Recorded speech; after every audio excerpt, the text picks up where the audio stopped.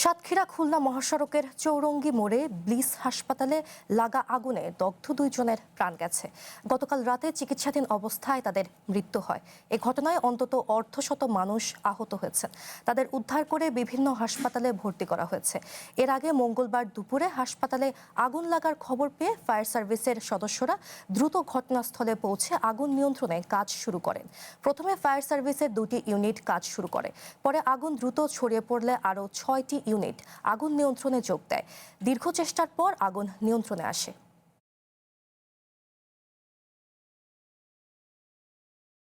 Priority ভিত্তিতে হসপিটালে যে সমস্ত লোকজন আটকা ছিল তাদেরকে আগে রেস্কিউ করে আশপাশে যে সমস্ত হসপিটাল গুলো আছে সেখানে প্রেরণ করি। আগুন এখন আমাদের সম্পূর্ণ নিয়ন্ত্রণে, তবে এখন আমাদের সার্চের কাজ চলমান আছে। এই চলমান কাজ শেষ হলে আসলে বিস্তারিত ব্রিফিং করা যাবে।